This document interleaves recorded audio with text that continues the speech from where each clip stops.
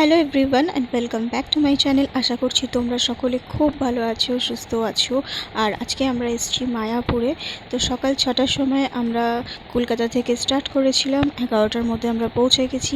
তো আমরা আগের থেকে কোনো রুম বুক করে আসিনি, এখানে এসে স্পট বুকিং করলাম। তো এখানে যে কোনো ভবনে থাকতে গেলে তোমরা যদি স্পট বুকিং করতে চাও, তোমাদের সবার আগে গদা ভবনে যেতে হবে। গদা ভবন থেকেই কিন্তু রুম বুক করতে হবে, নাহলে তোমরা অনলাইন বুক করে এখানে আসতে পারো। আর এই হচ্ছে ঈশ্বরধান ভবন, আমরা ঈশ্বরধান ভবনে থাকছি। তো এই হচ্ছে ঈশ্বরধান ভবনের ভেতরটা। এখানে কিন্তু রেস্টুরেন্টও আছে, আর কুপন কেটে তোমরা ভোগ নিতে পারো। আমরা সেকেন্ড ফ্লোরের রুমে আছি, আর সেকেন্ড ফ্লোর থেকে নিচটা কীরকম লাগছে সেটা তোমাদের সাথে শেয়ার করলাম।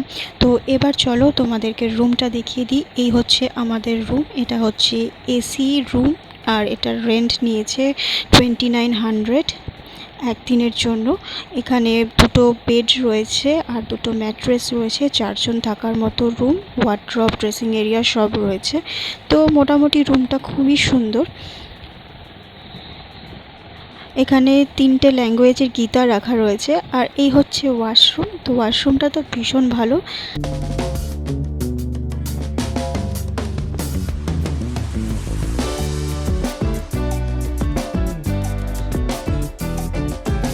এখানে লাঞ্চ ডিনার দুটোই থালি সিস্টেমে। তো কুপন কেটে তোমরা খেতে পারো 150 টাকা করে।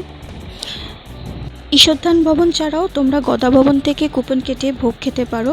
আমরা চলে এসেছি গোবিন্দাস রেস্টুরেন্টে, আমরা লাঞ্চটা এখানেই করব। তো লাঞ্চ কমপ্লিট করে চলে যাব গোশালাতে।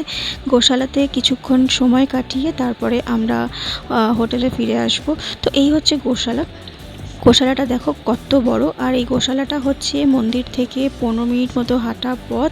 আমরা টোটোতেই এসেছি, আর টোটো ভাড়া পড়েছে পার হেড 10 টাকা করে।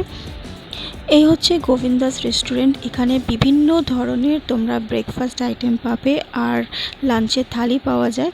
তো তোমরা থালি খেতে পারো।